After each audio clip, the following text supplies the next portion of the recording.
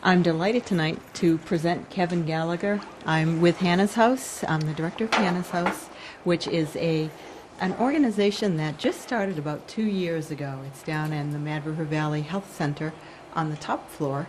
And Hannah's House is right now we consist of 2 wonderful therapists that we have and myself, and we do parenting workshops and the Inspired Parenting series. We've partnered with different events. We've got an amazing amount of community support. This is a wonderful organization that it's been dedicated to Hannah Bedford, who in her life dealt with lots of issues with mental health. And this is a wonderful tribute that her family has done to start this organization to help other families and other individuals that may be going through the same kinds of problems and issues.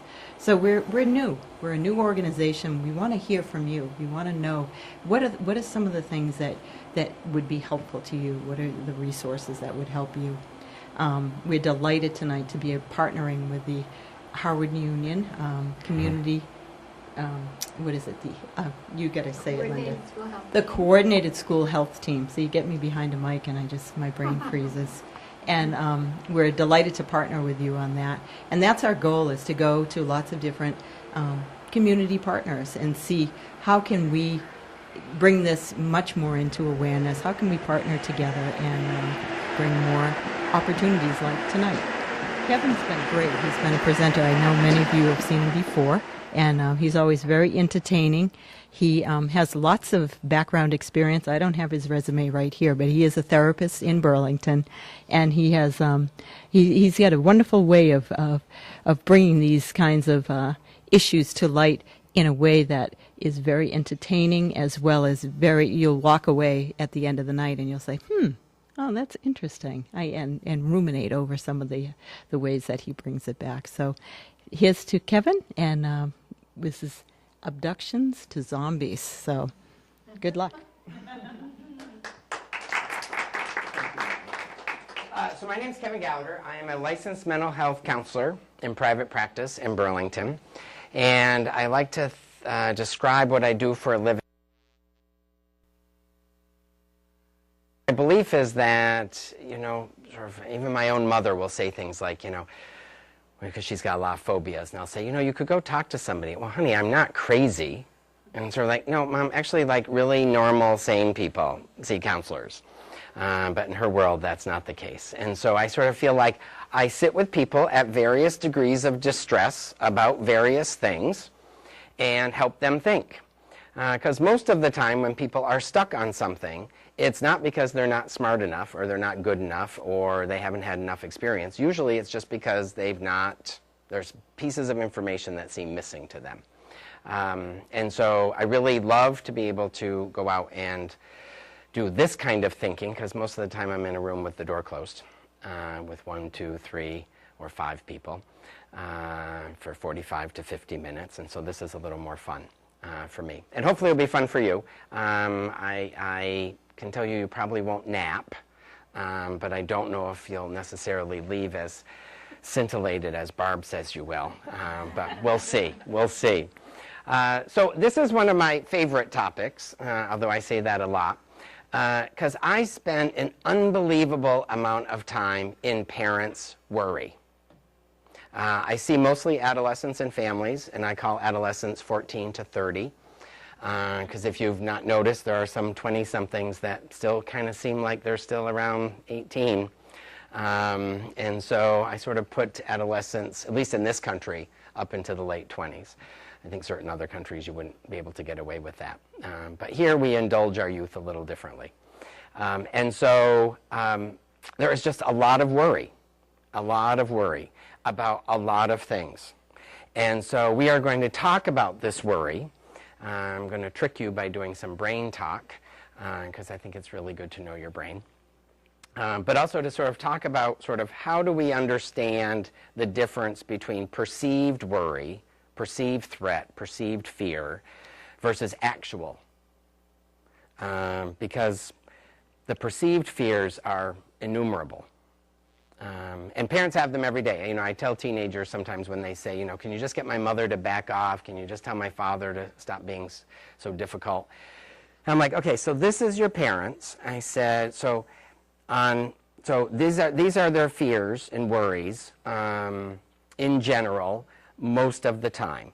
That you'll die, that you'll become an addict of some kind, that you won't finish school, and once you finish high school, then they worry you won't finish college, and then they worry that you won't get a job, that you won't have friends and someone to love you, and then you won't be able to live on your own, and that we'll have to take care of you for the rest of, which we don't mind taking care of you if we needed to, but if we didn't really need to and we are, it doesn't look like we did a good job. So there's that whole parental self-esteem piece that, you know, if I've got 4 kids over 30 all living at home, it's hard for me to sort of think, wow, you did a really bang-up job parenting. Come on in. So just an immense amount of worry about kinds of things. So I say to teenagers sort of like, okay, so those are the 5, you know, friends, independence, education, death, and, you know, addiction, mental illness. I'll throw that in too. And I'm like, on a really good day, your parents are only worried about 1 or 2 of those.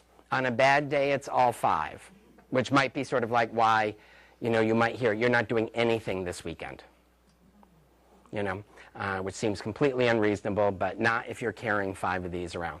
And then I say, you know, unfortunately, you might have the kind of parents that love you, and if that's the case, then you're stuck, because they will have these worries. You know, if you're lucky enough to have parents that don't love you, I might be able to help them with some of these. But I've never been able to convince a parent to not worry about their kid.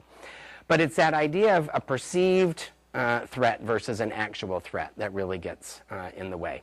So we're going to start by talking about anxiety. So an interesting thing about anxiety. So let's think of anxiety and depression. So anxiety is fundamentally human. Everyone is anxious. Not everyone is depressed, but everyone is anxious, which is why all anti-anxiety medication is addictive. And antidepressant medication isn't addictive at all. You never hear anyone jonesing for a Prozac or a Zoloft. But people love Xanax and Ativan. And the reason is because we would all like to be a little less anxious. Everybody. Teachers would want all their students to be a little less anxious. Students would want all their teachers to be a little less anxious. Flight attendants would want everyone in the plane to just be having a better day today. And what's nice about anti-anxiety medication is it doesn't make you drowsy, doesn't make you punchy, doesn't make you silly unless you're sort of drinking with it. But it's sort of like, it just sort of makes like the best version of you. You know, so when I have clients that, like, you know, some terrible thing will happen and their doctor will put them on anti-anxiety medication for a week. And they'll be like, I love that stuff. I just feel so good. And it's like, yes, it feels good to not feel anxious.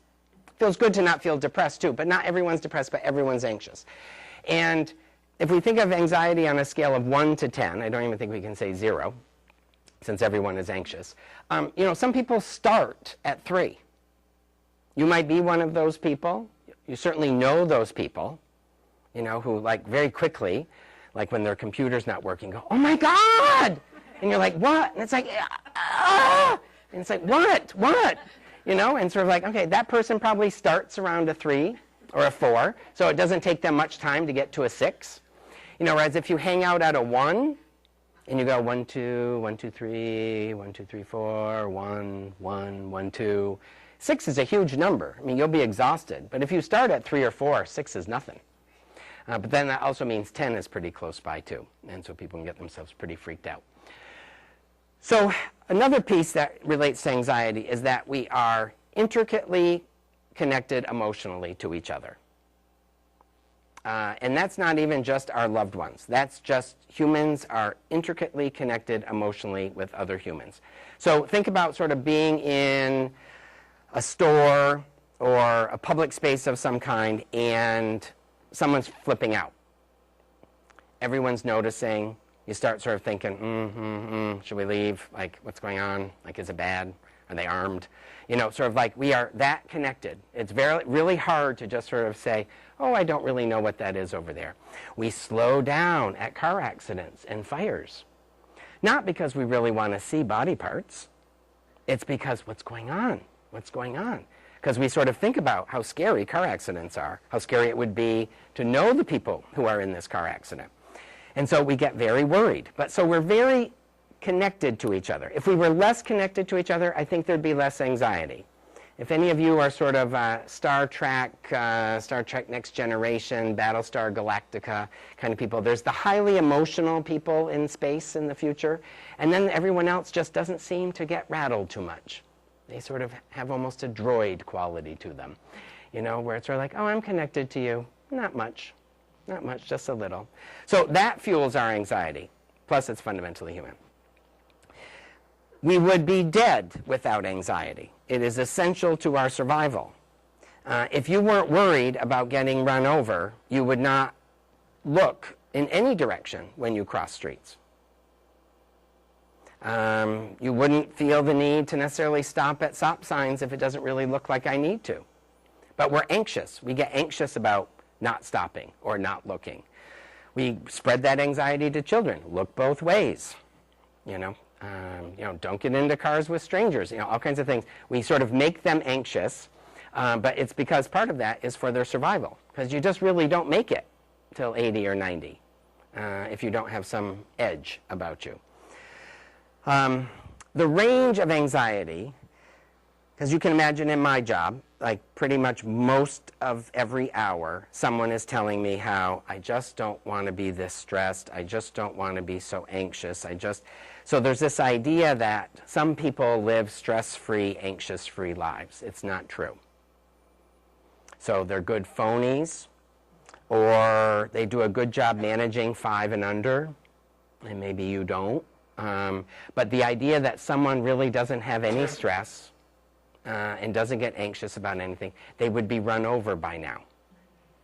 They would just have gotten run over, you know. Notice the squirrels when they're anxious and then you're anxious, you know, because they can't decide and you can't decide because you really don't want to kill them. And so, like, everyone is anxious. It's like, make up your mind. Like, and then you go over and you look in your rearview mirror, like, how'd it go? It's like, did I make it okay? Because we don't want to hit them and they don't want to get hit. And so it's like this really tense moment all of a sudden. So the range is not all or none as much as a fantasy, as much as the fantasy all or none would be. That wouldn't it be just nice if I could just not have any anxiety, like with Xanax? It would just be so great. Anxiety is contagious. Did you hear what happened? No, what? Oh, never mind. No, what? I think they're going to be laying off people. Really? Did they say who? No, but it's supposedly like, 20 people. Oh my God. There's only 30 people here. And it's like, I know. Oh my God. So then what does that person do? Picks up the phone. Hi, what's going on? I just heard they're laying off. I might lose my job today. Let's spread it to another company, get that spouse really anxious on their end. Anxious to the point where some people are actually doing their resumes like as soon as they hear that because they're so worried. Even though someone said it, there's been really no necessarily verification of the information. Sometimes we hear later, oh, I heard it. Someone said. It's like, who's someone? But it's very contagious, very, very contagious. And I think it's mostly contagious because we are all anxious all the time anyway, so it doesn't take us much to bump from 1 to 2 or from 3 to 5 or 5 to 7. All right. To do otherwise would be risky. If we're not anxious, we're sort of going to be in trouble. If we're too anxious, we're going to be in trouble. How we manage it is what makes us crazy or not. So some people manage anxiety by trying to manage others. You may have noticed 1 or 2 control people in your lives that you sort of, if anyone was Desperate Housewives person, Brie Van de Kamp is a little tight. And she manages her anxiety by managing her house and her kids and her husband and her neighborhood. But none of us would really want to be Brie. We might want to live in Brie's house, especially if she would clean it instead of us. But sort of like, so we manage it that way. Some people manage it with drugs and alcohol. Some people manage it with exercise, even excessive exercise, where if they can't run or they can't bike, they fall apart, even for a day. So it is something that's very hard to manage, but it is in your best interest, if you think about your own anxiety, whether it's about your kids or anybody or anything. How do I look at my less productive ways of managing my anxiety? Biting your fingernails, watching your kids sleep, locking doors twice. It's not quite OCD. That's what people will tell me. So is it really OCD if I check the front door and the back door twice? I'm like, nope. They're like, but it's kind of obsessive. And I'm like, yeah, but it's not quite OCD. That would be like all night you're checking them. So how we manage it makes a huge difference in how we function. And I don't know culturally, just sort of speak in this culture, culturally if we manage anxiety very well. I think, 20 minutes of watching C-SPAN and you'd sort of see that we're really not managing stress very well. And then sort of all the other stuff that people who aren't managing their stress really well do. Crazy, crazy things. All right, and then imagination and fantasy. So let's talk about the plight of the human. So I'm not so sure that squirrels have much imagination.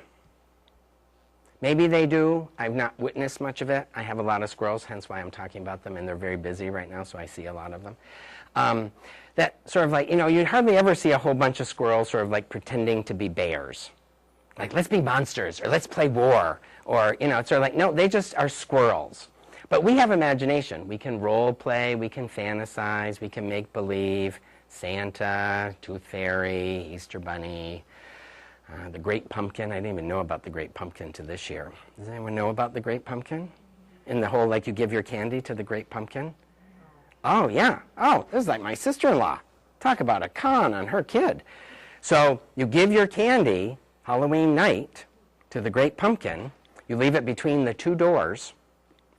And depending on how much candy you give, determines how big your gift is. And the Great Pumpkin leaves you a gift. And her kids give up all their candy, except for 3 pieces, because they want the surprise gift. I know, it's really kind of fascinating. Right, that's a kind of an aside. So this ability to have imagination and fantasy, which means if you take that we have anxiety, because we're normal, and we have emotional connections with other people, because that's just what humans do, and we can make stuff up and believe it. It's a real recipe for a roller coaster. And you can convince yourself of the most amazing things with literally no data. You just know. The number of people who tell me, I just know. My husband's having an affair. I just know. It's well, how does that make you feel? Anxious. It's yes. Any facts? None. None. He just works late and we don't seem to be getting along. And sort of that could be not getting along and working late. I don't know. And so we can make up anything and then believe it. And, we only have to look at kids who do this all the time. There's a monster under the bed, or, someone's not rapping on my window, or my dreams told me to come sleep with you tonight. All these things that sort of it's complete fantasy, and we encourage it, but we're not as good at discouraging it in ourselves. So it's great to have imagination in terms of what to do on a school break when it's raining every day and you've got 4 kids. Some imagination would be really helpful there, but I'm not quite sure it's really that helpful at 11 o'clock or 10 after 11 when your 17-year-old's supposed to be home at 11 and they're not, and now it starts. And it's worse at 11:30, and it's worse at 12, and that damn cell phone that you pay for doesn't ever get answered when you want it to get answered. And then you wonder at 12 whether is this the time to start calling other kids' houses to see if my kid's there, or is your son home too? And it just gets worse and worse and worse until the car pulls in the driveway. And none of it's that real. So we make a lot of it up as we go along. All right, so let's talk about your brain. I'm going to talk about just a couple of key pieces. Your amygdala here, almond-shaped. If you were to sort of drill a hole here and here where they would meet, would be about where the amygdala is. It's part of the limbic system. It's basically sort of the emotional center of the brain, which is sort of fascinating that it's surrounded by lots of other organs that create, that manage stress. I'm not quite sure in the design of the brain if I would have put the emotional part near the stress part. I think I would have put them across the room from each other. So this little thing causes quite a bit of trouble. Let's talk about the three parts of the brain. The brain stem, which we share with all reptiles. It's food, sex, and fight or flight or freeze. Pretty simple life. You've probably never seen a salamander or a lizard sort of fawn over their newly hatched eggs. Like, oh, look at the kids. Oh, they're so beautiful. It's like, no, they don't even like notice which ones are theirs and which ones aren't. Not very interested. That's the mammalian part of the brain, the big hunking part here. So that we share with all mammals. They understand relationships. You know, a mother bear knows her cubs from the other cubs and knows that the deer are not related to her, and the antelope, that they're a different breed. And, you know, we talk about animal anxiety, sort of like some animals will eat their young if they're under attack. I'm happy that some of you hopefully haven't eaten your young yet, although you might want to. That's sort of like, that's a completely fear-based, you know, sort of like, I don't know what to do, I can't save them all, I feel really threatened. Somehow that makes good sense to me. So we go back to that idea of you know, imagination and fantasy and how we manage it can make us crazy. I'm not quite sure if the mother who eats her young after the fact is necessarily very pleased with the outcome. But at the time, it seemed like a pretty good idea. Yeah, all right. So these three parts, and then this frontal lobe. So prefrontal cortex manages impulse control, decision-making, problem-solving, values, rules, and norms, and verbal expression of emotional content. So that, to me, is the very short list of what every parent tells me is the problem with their 14 to 24-year-old. He doesn't think. She's dim. She can't make a good decision to save her life. Values, rules, and norms. It's like, you know, well, why can't I smoke pot? I mean, it's a plant. I mean, I could smoke ferns if I wanted to, couldn't I? And so we're like, well, yes, it's a plant, but it's illegal. What's legal? You know, so all of that's up for grabs, values, rules, and norms. I know we were raised, you know, Episcopalian, but you know what? I have no need to go to church anymore. That seems to be your religion, not mine. So that kind of drives parents nuts. Verbal expression of emotional content. I had a great session this week with this 16-year-old. He's let's just say he's low on the insight meter. But he tries really hard to express himself, and you know, he'll say, I don't know, it's not making any sense, I don't know. And I'm like, so I'm used to brains like yours, so I'm not in a hurry, you know. And you can sort of, it's like watching it like go round, and then it misses the mouth, and then it comes around and misses the mouth. And they just have a really hard time, adolescents have a really hard time expressing themselves at times. They know how they feel, they know how they think, the idea of saying it gets really more complicated. And they want to sound really intelligent. They want to seem like they're equals to you, and they know they're not. And what do we do when they're struggling? We like prime the pump. Is it this? Is it this? Was it this? Is it this? Was it this? Which just drives them nuts even more and makes them feel more inferior.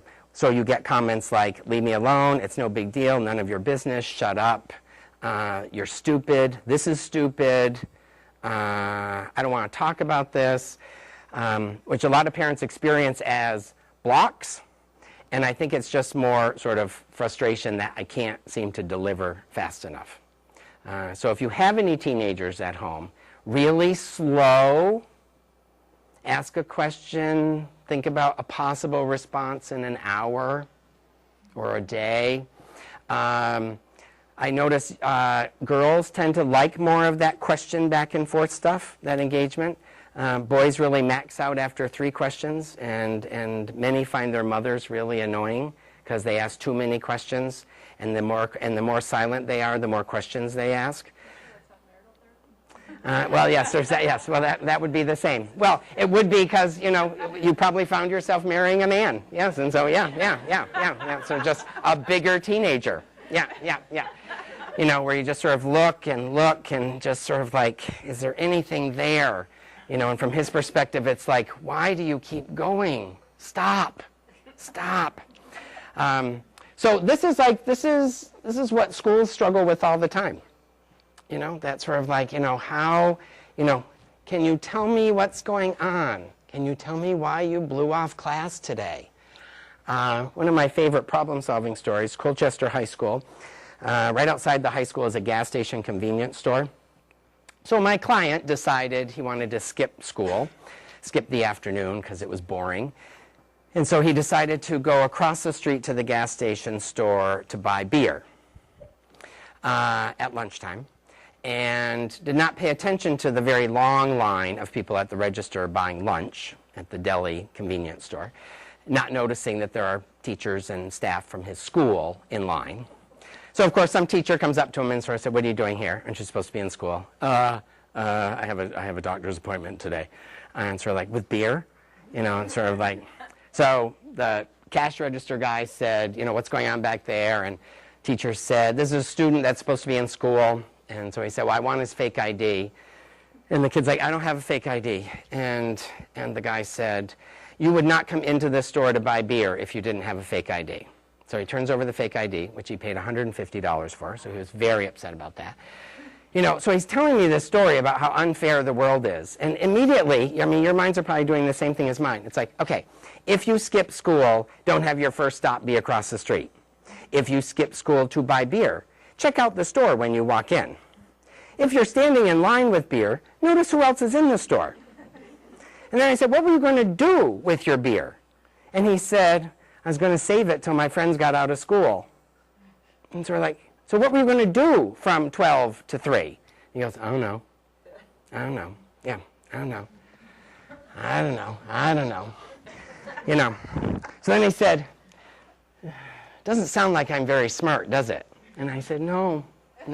I said, that would be a goal. Like, I'd like to be smarter. I'd like to be smarter. So fast forward to the young woman who likes to beat up other girls in her school. And that's fascinating to me, girls who beat each other up, but I guess they do on TV. They might as well do at school, in high school. And so she tells me, she comes in for a session, and she said, "You're going to be so proud of me."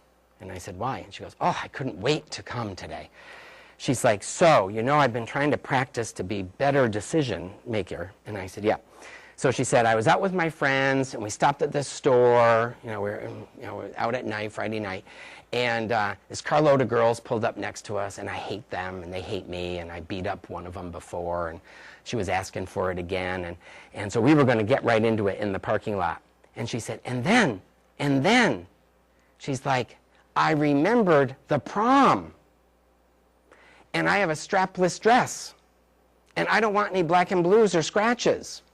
She's like, "Isn't that amazing? I thought of the prom." I'm like, "Yes." She goes, "I never do that. I just beat people up."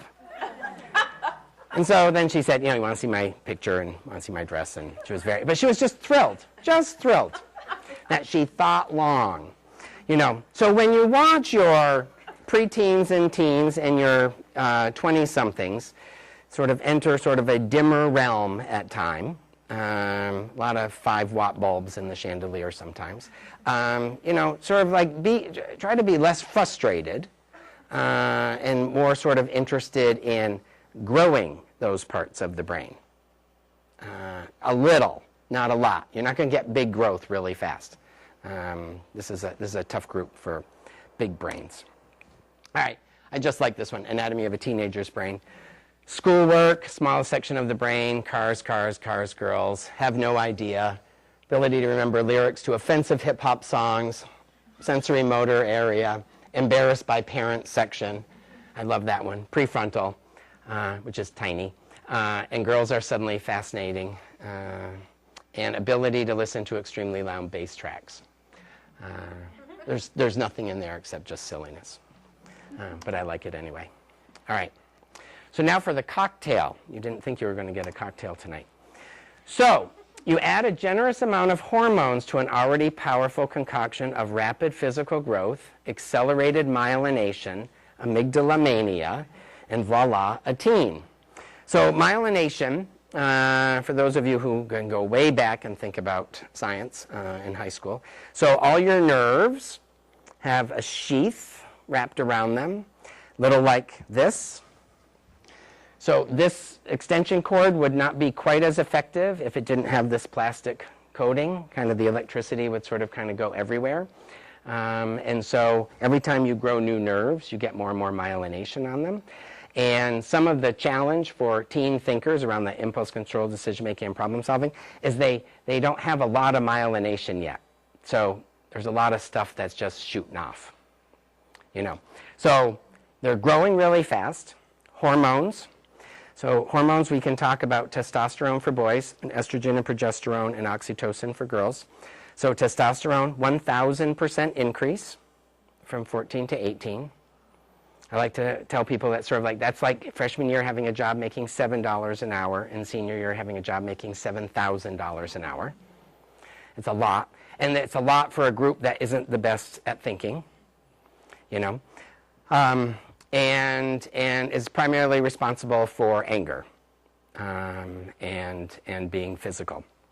There was some research in the UK years ago that looked at 16 and 17-year-old boys compared to, I think, 23, 24-year-old men. And boys actually hear people yelling at them even when they're not yelling.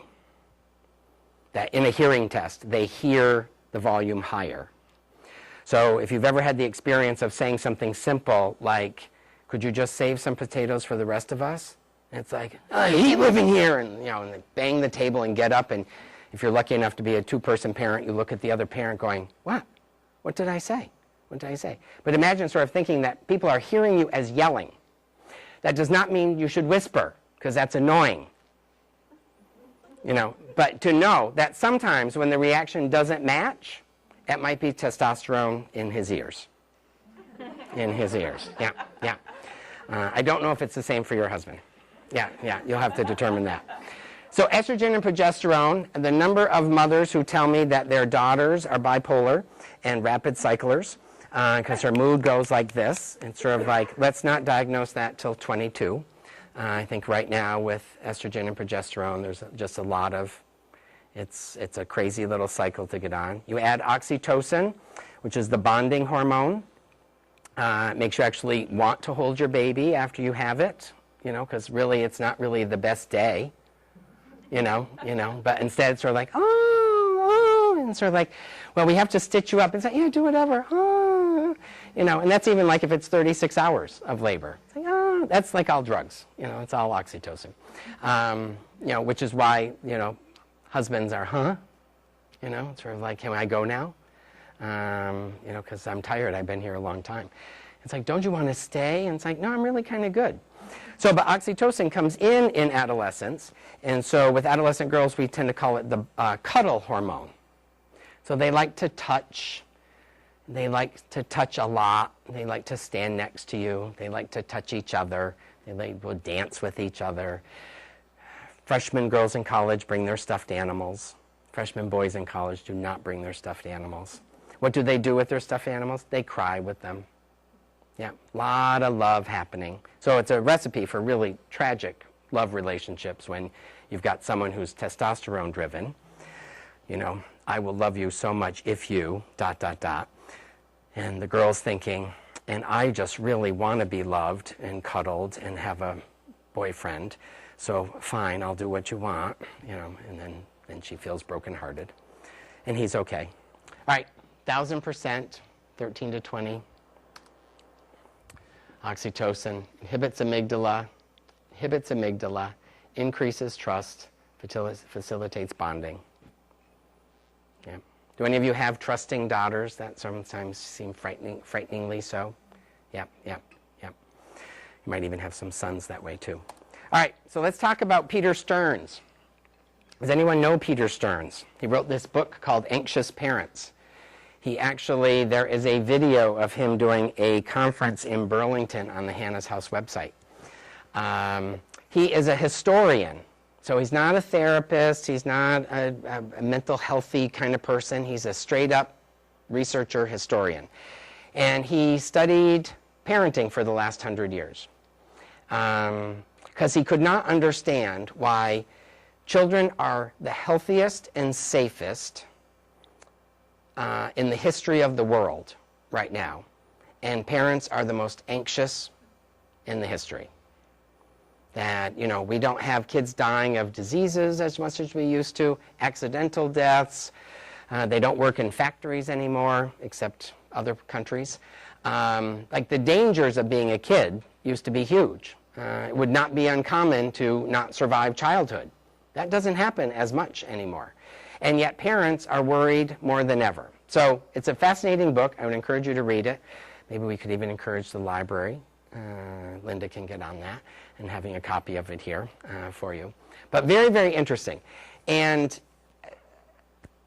some of what he talks about in his book is the challenge of how did anxiety shift the way parents parented. Mystery or fact? All right, so some of the facts from Peter Stearns. So back in the 80s when the milk carton things, when you'd put lost children, missing children on the milk cartons, you know, that nonprofit would say that, you know, about 50,000 kids are abducted and missing every year. The real number was 200 to 300 a year. There were more abductions in 1940 than there were in 2000. But in 1940 we didn't have Amber Alerts. So some girl is missing in Austin, Texas, and some mother in Williston makes her kids come in from the backyard because she's sure they're going to be taken. The majority of abductions are relatives. So check your relatives, you know, more than anything else. They're the people that would probably steal your kids, not random people. But the fact that we know that kids get taken randomly makes us think that that's happening all the time. But actually it's not happening that much. Trick or treat. So the razor blade in the apple. It's never happened. You may have already known that, but it has never happened. They even traced it to a town in Long Island where the rumor started. But, you know, did anyone else have, if you ever got apples, your parents would make you throw them away?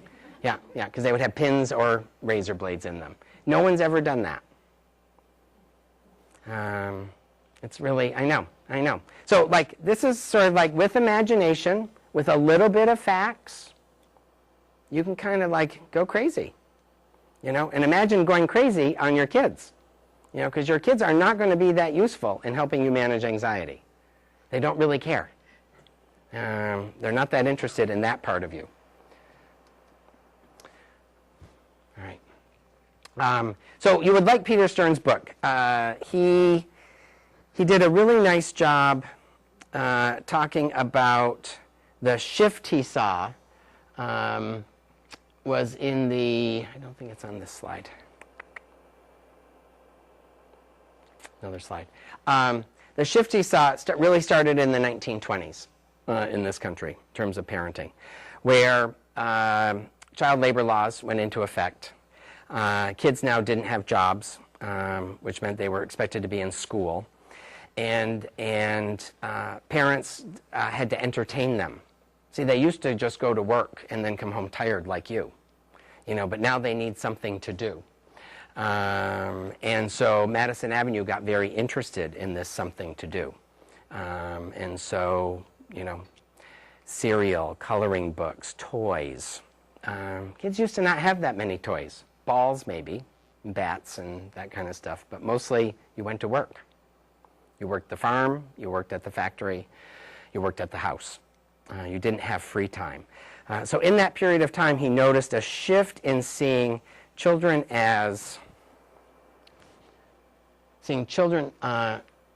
from parents developing the sturdiness in their children to seeing their children as frail. That there's something sort of fundamentally sort of anxiety producing about these poor little things. And there's still a lot of worry about frailty. And, oh, my daughter gets so upset about things, and my son's really awkward, and, I really worry about him. And we don't think as much about sturdiness. Like, what would it take to create sturdy kids? Like, my mother used to, make us sleep with the window open in the winter, where you'd have snow in the room, because she's like, you need fresh air. It's like, okay, like outside we can get fresh air, Mom. Inside it sort of seems dumb, to have the heat on. All right, so I want to show a short video, if I can do this easily, which I like very much. Which one?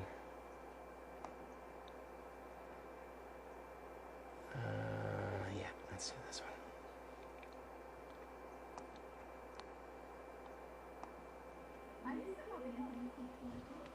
You probably made them all. By all accounts, Linda Burt is a great coworker, friend, and mom. She's married and has 2 grown kids, but while Jennifer, her oldest, is fiercely independent, her baby Anthony is quite the opposite. I don't think I've ever said no to him. Until 2 weeks ago, Anthony was a college freshman on a partial athletic scholarship at a private school a couple of hours away. Not anymore. I like being home. I like being with all my friends, hanging out, just doing what we do, playing a spot. Linda's good friend and boss, Pat Murphy, has had a front row seat to years of Anthony's stories. I won't call him a manipulator, but I think in a subtle way, he knows how to push Linda's buttons so that she will do what he wants her to do. There's the car Linda bought Anthony when he was 14. She gets great tickets through work and almost always takes Anthony over her husband, Steve. But it was the night a few years ago when Anthony called her to buy a video game at midnight that the light bulb went off. I was like, what am I doing? But then, like, in my defense, in my own mind, there's like another mom there, and her pajamas. I says, okay, so this is okay. We've all been that helicopter parent. We have all bailed our kid out when they really deserve to stand on their own. As the former music teacher and now principal of By Elementary School in Oak Park, Jonathan Ellwanger has dealt with his share of helicopter parents. If you find yourself coming to school 2 or 3 or 4 or 5 times a week to bail your kid out, to bring them lunch, to bring their assignment folder, you fill in the blank, I would say you should probably stop and look in the mirror. Author Carl Honore saw his own helicopter parent reflection when a teacher told him his son was gifted. He turned his experience into a book, Under Pressure. We're having children older than ever before and smaller families than ever before. And I think that ups the ante, it ups the pressure in the home. And so we've ended up professionalizing parenting. Back to Linda, who, at our request, left work a little early. I need a new controller. Linda could use the He needs a new controller. herself.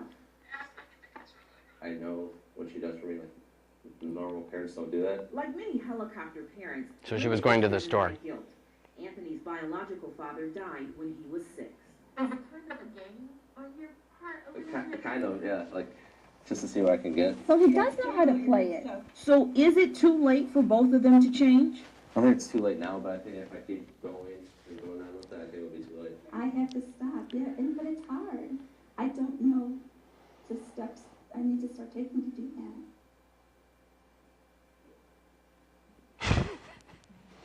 What are the odds she's going to stop? No time soon. I know. Now, do you think she's developing sturdiness? He doesn't seem very sturdy. He seems happy. Yes. Do you remember being this happy when you were children? Yes. I don't remember. I thought my parents were miserable to me at times. They seemed to, not want to do everything I wanted them to do. I've reminded my mother many times that that was a really bad idea on her part, to not let me do whatever I want. So so helicopter parents get anxious, and the whole tie-in here is helicopter parents. We've actually moved into a new groundbreaking area of snowplow parents that sort of clear everything out of the way so that you could even wear flip-flops in the winter. You know, so helicopter was just, I'm going to keep an eye on them. Now it's like, let's have nothing be in your way, honey. Everything is cleared out for you, which I'm not sure is making for sturdiness. So when I think about sort of the parental worry piece, of sort of the central thesis of our whole evening tonight is, how can I create more misery in my children, more discomfort, so that they can develop sturdiness, but responsibly?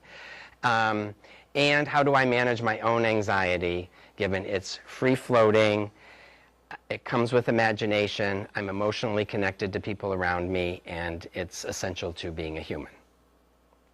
So you're not going to be less anxious without effort. So helicopter parent outcomes. So this is what happens to kids. So kids don't do well on anxiety. Children feel lack of control over their lives. The average, when I talk to some people at UVM, they will say that sort of their anecdotal information is that most kids talk to their parents 8 to 10 times a day. Most kids. Yep, through text or, yep. There's a lot of, they're tethered. You know, they're pretty tight. And, you know, and in all honesty, I mean, kids like their parents more than we did. Like, they're like their friends. And they want to hang out and do stuff together on the weekend. You know, that was not how I remember high school and college. Of like, oh, Mom, let's just, like, spend the whole vacation together. Like, no. They're often kids who have helicopter parents are often very ready for academics, but not life skills. So when they run into problems, they get really stopped and get very insecure. And of course then, because anxiety is contagious, then pass that back to their parents, and then their parents get anxious from across the miles. Quick to quit if something's too hard. I've been seeing this student in Burlington he's a senior now. I've seen him for the last 3 years. And he just makes me laugh. He gets so mad when I laugh at him. You know, but, you know, this week he said to me, he said, I just don't understand. I work really hard and I don't get A's. And I said, well, Mitt Romney worked really hard and he didn't get to be president. And he goes, yeah, I know, but like, I don't care about him. Like, I should get A's. Like, why bother? I'm like, okay, well, why bother then? He goes, no, I'm asking you, like, why would anyone bother, you know, to study hard if you're not going to get an A? I said, I don't know. Like, why don't you drop out? Oh, you don't understand. But, you know, it's just sort of like, I just want to quit. You know, on really bad days, he'll say, why can't I just be paid to do drugs? Which is sort of fascinating. I said, well, you could. You'd have to find, like, a dealer girlfriend who's rich. But I said, your resume wouldn't look that good. You know, personal drug addict of girlfriend dealer. More likely to be medicated. Kids with helicopter parents end up kind of a little too anxious or too depressed, which can also look like ADD. They have unreasonable expectations of what life should be like my college student. Like, it's just not supposed to be hard. Life is not supposed to be this hard. And I'm talking about, like, the things that some of these students talk about are not that hard. You know, so like when a student tells me, you know, both my parents died while I was in high school at different times, life's been hard, I'd say, I bet. But, you know, I tried out for a team and I didn't make it, and I studied really hard for a test and got a 60, and life should not be that hard? I don't know. Sturdiness. Inability to be self-sufficient. This is sort of the precursor to the failure to launch crowd. You know, the 26-year-olds that are still living at home and are quite happy with their 50-inch TV in their room. And a lot of lack of responsibility. So some of why I show you this is that sort of if you are interested in some aspects of helicoptering, because you love your children, be aware that this is what they will get from it. So, buyer beware. This is what you'll get, potentially. But again, it's hard to know. What is too much helicoptering? What's not enough helicoptering? Why do we even, and then snow plowing. That one's. Now this one, you're going to really like this mother. I don't know where all the helicopter dads are. Robin Lewis is a single parent who homeschooled her sons.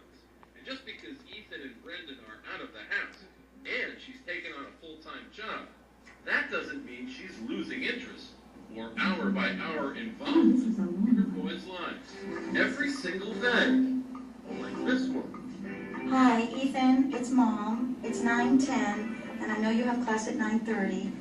Later, she makes another call to Ethan. Hi, Ethan. Hey, what's going on? I'm good. How you doing? Did you just get out of class? She checks an email from Brendan. History quiz is going to be on the first 13 chapters. Sends an email to Ethan with his fall schedule. 105. Another call to Ethan. 0. What are you doing this afternoon? I have to meet some people at 5. Socially? No, studying. Oh, study group? Study group, yeah. Then she calls Brendan. Are you going to be able to get that math thing for me? I'm going to do that today. I have a few things to do. Well, why don't you call me after human geography and let me know how the quiz went? All right, we'll do. With class, because of this, you need to register. But for she's not this. talking You're to doing her so boys. well, and you're doing so much. And Robin's organizing their lives. She spends an hour drafting to-do emails for her sons, he did so well, huh? checking their grades, 98 out of 100 on his history essay. checking their bank accounts, And it looks like Brendan's going to need a few dollars for the weekend. even using their personal passwords to check their student email. Something about a conference reminder. Brendan and Ethan both say they're grateful for their mom's efforts on their behalf. She wants to make sure that I do it well, and it's all because, she cares. Which is great, because, then it's like, I don't have to make a list, and I can just print it out instead. So it saves me a lot of time. Saves me a lot of time. Have someone else that's kind of serves as maybe secretary mom. One of the things I think for you is like a secretary mom. Well, I think that's great. It means that I'm very organized. Will that be ready by Saturday? A secretary helps to keep the boss focused and organized, right?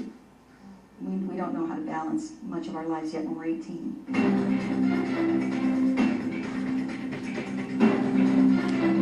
So now we have to be careful how much we might want to snicker, because some of these people might be here. I know. And I think, if we look at this as anxiety, then we can really appreciate that sort of like, you might sort of say, oh, she's crazy. But, think of the things that you do that would be a little embarrassing to have on the news. Because it's just a little too much. It's just a little too much.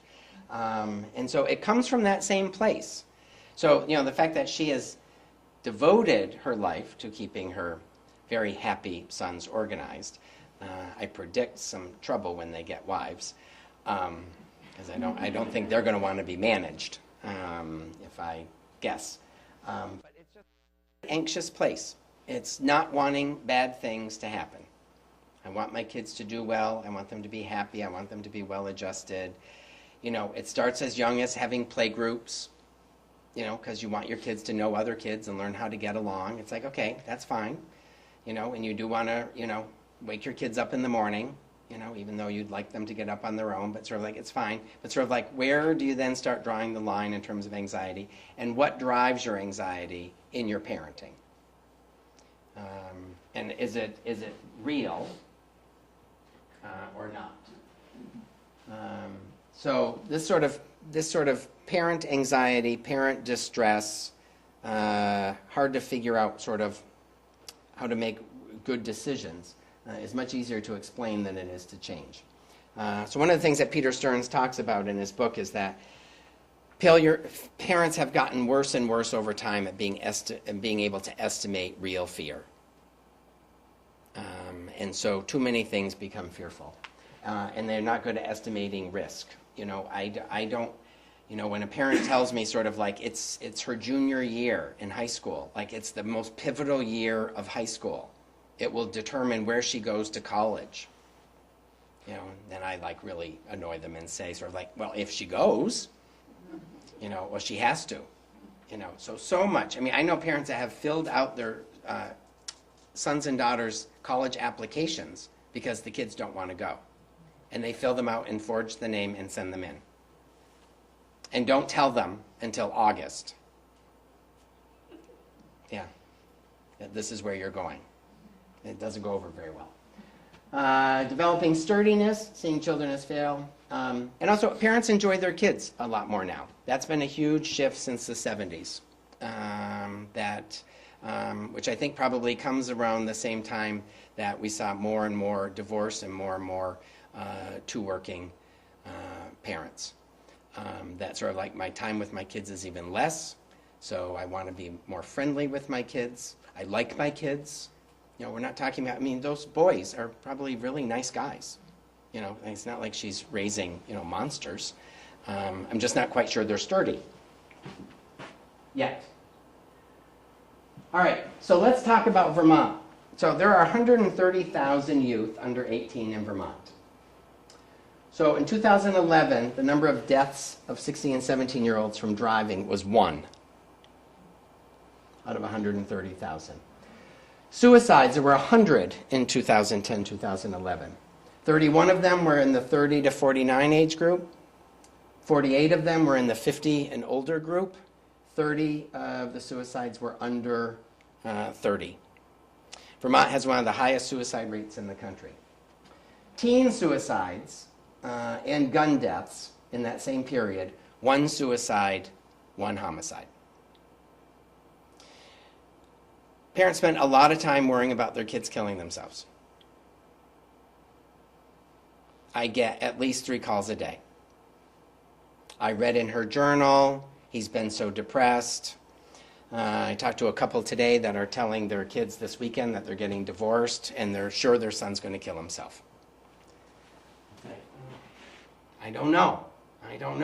130,000. Like, I don't know.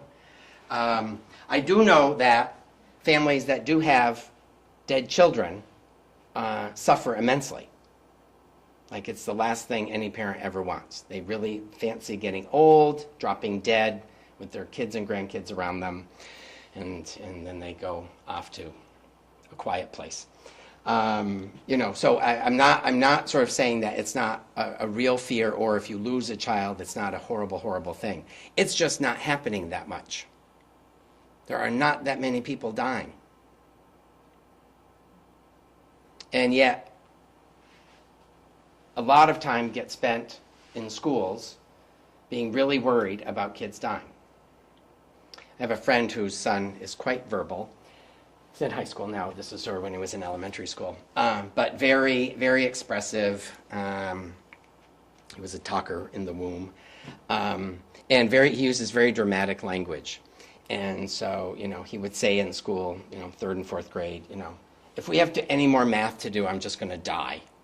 You know, so of course the teacher would then tell the guidance counselor would then call the parents would have to come in to talk about his suicidality. That he wants to die a lot. He says at recess when he has to come back in, I'd rather die than go back in. You know, I just want to kill myself. You know, I hate homework so much, I just want to kill myself. So one particular day, my friend was going to school yet again, having gone to many schools because they kept asking him to leave because he's not really quite healthy enough for our school. Now he's a high school student and is completely fine. But so she said, I'm sitting in the principal's office with the guidance counselor, the principal, the school nurse, him, and me.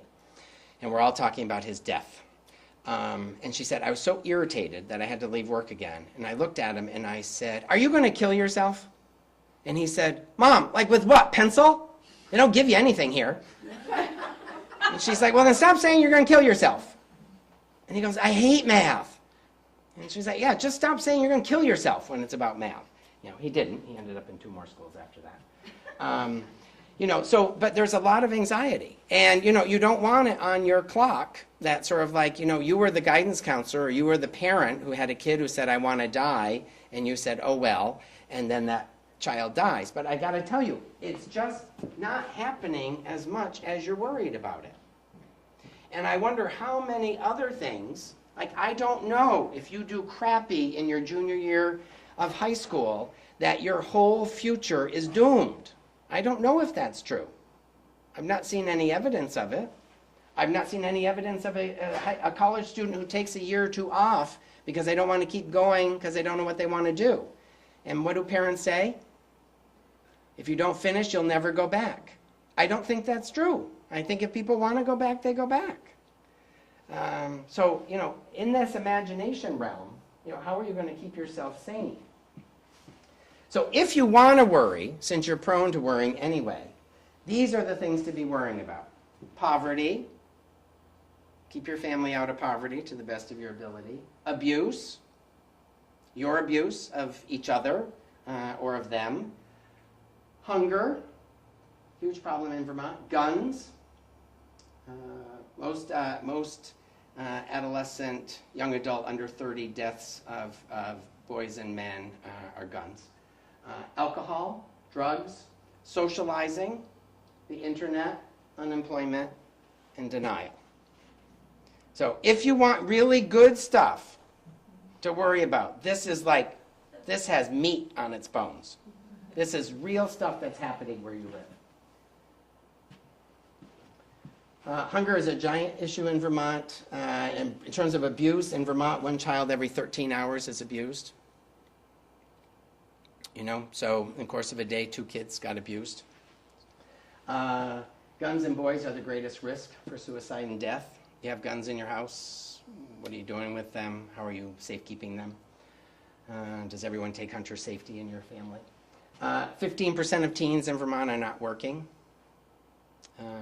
not doing anything in terms of volunteering or anything.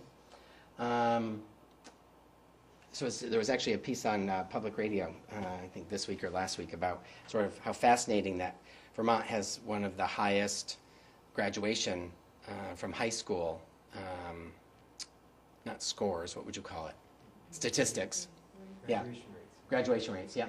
But yeah, it's they're not really understanding sort of how come they're not going to college with that same rate. And the internet is both a blessing and a curse. I watch a lot of teenagers and young adults waste countless amounts of time on the internet in a way of trying to sort of have it simulate a social life. All right, alcohol and drugs. UVM continues to be one of the top party schools in the country. I think last year it was 11. It is number 3 in binge drinking and number 5 in pot use. Statistics that the school likes. 37% of Vermont kids 12 to 20 drink regularly. So if you want to worry, this is like really good stuff to worry about. Really good stuff. Grim, actually. Vermont has the highest rate of illicit drug use in the United States. 15% of Vermonters said that they used an illegal drug in the last 30 days. A comparison, 4% in Utah. Vermont has the highest pot use in the country, 13%. 18% of 9th through 12th graders smoke cigarettes, still. And there's a huge growing heroin problem in Vermont. Some of the thinking around sort of why this is the case is we're a very liberal state. So not that we're too liberal, but we give a nod and a pass to a lot of things because they seem normal. But some of what seems normal is because it's looked like this for a long time. So it doesn't look that different. I think heroin is going to probably change how we feel about drug use in Vermont. I was at a meeting recently where Chief Schuring at the Burlington Police Department said that they're estimating there's about a $1.5 to $2 million a week heroin sales rate in Burlington. not even Chittenden County, just Burlington. And he said the only reason we haven't started having drive-by shootings yet is because all the dealers are happy. But once there's more competition, then it will start getting nasty. And it's cheap. You know, it's getting to the point where it's about as cheap as cigarettes. You know, $10 is not an unusual cost. Sometimes you can even get it for $5. Easier for students, high school and college, almost to get heroin than it is to get liquor, because you have to find somebody, you know, whereas you can buy heroin on your own. So this will be a game changer. But if you want to worry about something, this would be good. You know, I don't know if worrying about some of the other stuff that parents worry about is necessarily that usual. Sexting. You know, you gotta love sexting when, you know, what's his name, Mark Wiener, the guy who just can't stop taking pictures of his naked self and sending them to people. It's like, really, it's fascinating. Does everyone know what a selfie is? Yeah, a picture of yourself. So selfies, actually selfie just made it into the English dictionary. And so, yeah, so there's a lot of focus on me. So sexting, I think, is a problem. But I don't think it's a problem as much as it goes back to that prefrontal cortex, impulse control, decision-making, problem-solving, values, rules, and norms. I think it's a lot of not really understanding how the world works, but thinking you do. I'm always very happy for that mother or that father who chides their son or daughter for the kind of stuff on their Facebook page, and then that son or daughter doesn't get, or gets into a college or gets a job and then gets axed because of their Facebook page. And they say, see, I told you people watch that kind of stuff. So I just don't think, I think there's a divide that hasn't been crossed yet. I think probably the next generation coming up, the kids that are little right now, will probably manage that stuff a little bit better, but it's still got a lot of novelty. Plus it's, you know, over a lot of our heads, and it's sort of like, I don't need another portal for someone to reach me. Gaming. So my thoughts on gaming. I have not seen any kid get more violent because they play violent video games. I've seen plenty of violent kids that don't play any video games. And I see really sweet, docile, 106-pound 11th graders, you know, who just love shooting people and killing people and, you know, and then, you know, buy their mother a present, you know, and tell her they love her. So I'm not quite sure they go together. I think the gaming piece in terms of violence is sort of like how much non-people time kids are getting. And so if you're connecting a lot to your friends, you know, because people will describe sort of like, I play video games with my friends. That used to mean you were all in the same room. Now it means you're just all online together. I don't really think that's the same as playing video games with your friends. Sexting, the online stuff with, you know, predators, scams. I talked to a dad recently whose son was, what's the game? Might be EverQuest. But anyway, charged up about $1,600 worth of merchandise, because, you know, you can buy your characters online things that aren't real, but you have to pay real money for them. So he spent $1,600 on a weekend, which you kind of can't get back. So, although the father responsibly, he made his son sell his character, and the kid got $1,200 for his character. So he did pay back a lot of it, because his character came with a lot of bling. So someone wants to buy your level and your powers, and it's a very strange world. Yeah, yeah. All right, so thoughts, questions, reactions. I've talked a long time. How would they, don't they need a credit card to charge? Yeah, most kids have their parents' credit card number. Or it's stored in the computer. Autofill. Yeah, I know, yeah. Because to be online, they need your credit card number. Yeah. Have you had some charging? Well, I didn't realize that every year you have to pay the fee Yeah. to be online, and it came out of my checking account last week, and I had quite a quite a discussion. Yeah. That's a good word for it. Yep. Yeah, 'cause I wait on let our son have a credit card, and he's very conscientious about like anything that requires, dollars, like downloads and anything like that. When they start asking for a charge card, he would say no. He won't even bother coming to us and asking us for a credit card. Well, because he's heard no enough. Maybe. Right. But not all families manage that in the exact same way. And some, especially high school students, some parents really want their kids, if they have a car or they're using the car, to have a credit card in case they had to get towed or something. Again, it's a little like the cell phone. I want them to have a cell phone so I can reach them when I need them. And sort of like, well, how did all the other children grow up before? I don't think I ever, unless I was anticipating a lot of trouble, said to my friends, we need to find a payphone because I need to call home. It's like, no, you just didn't go there. Yeah. And it was the best excuse. We had car trouble, but I can't call you from a car trouble. So these poor kids now have, like, I didn't charge my phone, I lost it, something happened to it, but now it's okay. It's amazing how much students' phones don't work in the evening. It's as though there's a weird cloud that comes over and it renders all cell phones on, but you can usually reach them in the daytime. It's fascinating. School, you mean? In school. I get sometimes texts During school, yeah. Heck. Yeah. Yep. There's your class. Yep. Or, what?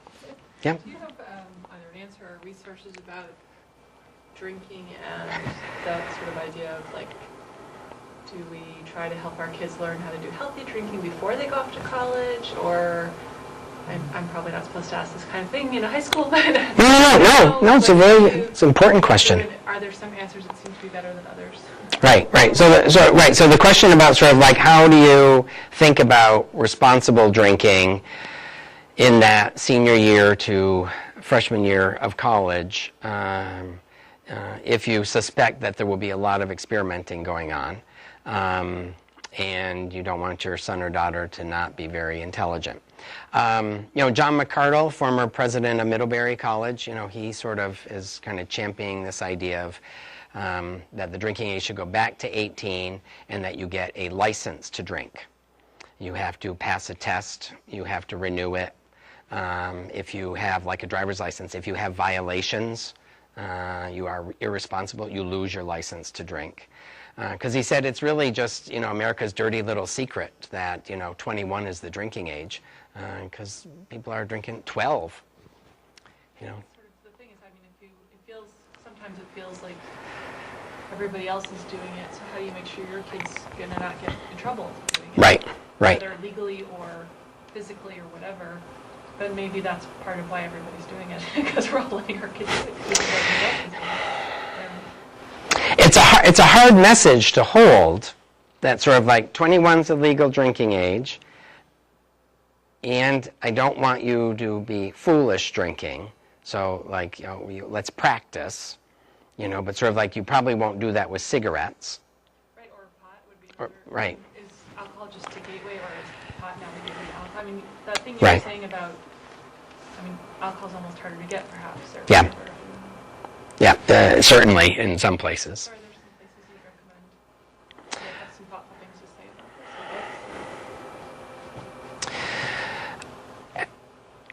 about this, Sort of in one of the videos, a guy talked about sort of the professionalizing of parents.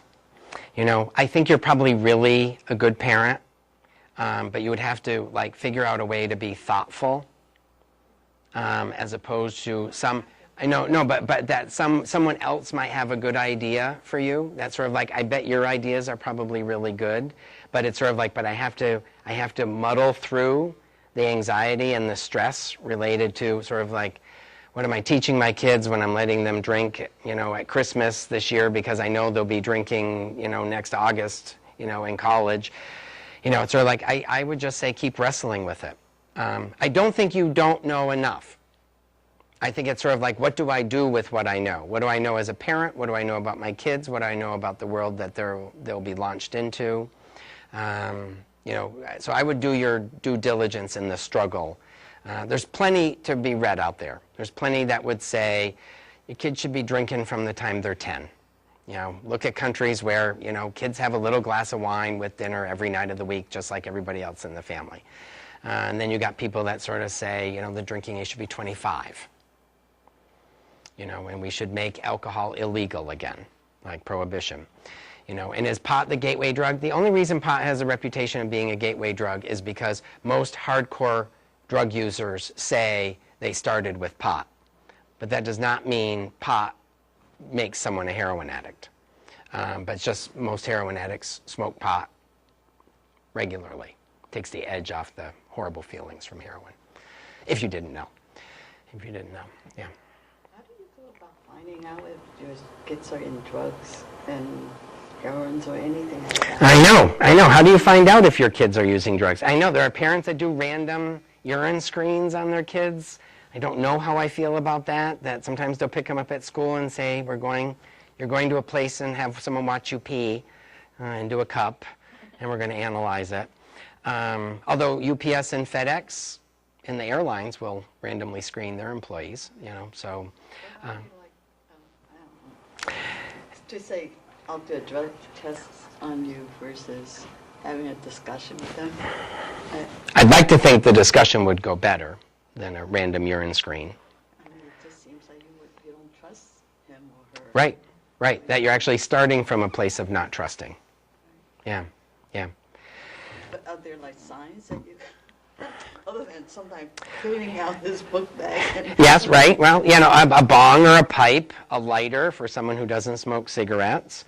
I am fascinated that all these years later, because I think of myself as old, all these years later, that same excuse that we all use, that I'm holding it for a friend, or it's not mine, or, you know, we stuck it in my book bag, you know, it's sort of like, wow, you guys are still really trying that? Like, it didn't work in the 70s. Like, it never worked, but it's still so popular.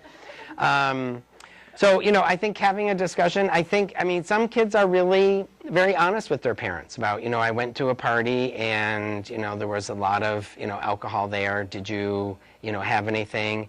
You know, I had one just because it felt weird not to. You know, you don't know if they had 1 or 6. But the fact that they tell you, but, you know, if you say, well, then you're never going to that house again, then that really tells them to not tell you next time. You know. Went to another house and he got drunk and he didn't like it, you know, but he tried it. I'm more upset that the parents allowed it. Yep. Twice, parents have allowed my child access to something. Yep. That's really not okay. Right. Well, and those parents, again, we talk about anxious. Those parents are anxious. That sort of like, I'd rather have them drunk in my own basement than God knows where they are drunk. But that was my fault. That was not another parent. That is not another parent's, right. Yes, but imagine how hard it would be for that parent to call up all the kids that are coming over, sort of saying, I just want to let you know the kids are going to get ripping drunk tonight, but don't worry, let them go anywhere. You know, it's sort of like, okay, no thank you. Yeah. Somehow I think I would have liked that option. Right. I feel like I was not even, you know. Nope. I didn't get that option. Yep. Yep. There's more and more parental fines being levied on parents that supply alcohol to kids. Is it worthwhile to talk to that parent then? You know the parents is supplying alcohol. I'm a therapist. I'd say it's always worthwhile to have a conversation with somebody. Just don't be surprised if they see the world differently than you. But it establishes your position. You know, it's sort of like, this is where I'm coming from. You know, you don't have to necessarily parent the way I parent, but this is where I'm coming from. You know, I would rather be told alcohol will be available at your house than to find out from my hungover son. You know, it's sort of like, well, you know, they're going to do it anyway, and sort of like, maybe, yes, I just would have preferred to know. And I might not be the only parent that would prefer to know in advance. Do you know if in that book by Peter Stearns, there's any mention of the role of technology on parenting today. Just seems like everything is so instantaneous. Yep. If you don't have the answer to something, you Google it. Mm-hmm. And then the whole lack of communication skills. I have a role of a parent as well as an educator. Mm-hmm. And I work with kindergarten children. Mm-hmm. And just in probably the last 10 years, I have really noticed a decline in kids' imagination Mm-hmm. and like housekeeping. They don't know what to do. They don't know how to play house. So having to teach that to 5-year-olds. And also to that whole lack of communication. It's so much easier to share your thoughts with somebody online than it is to call somebody up or talk to them.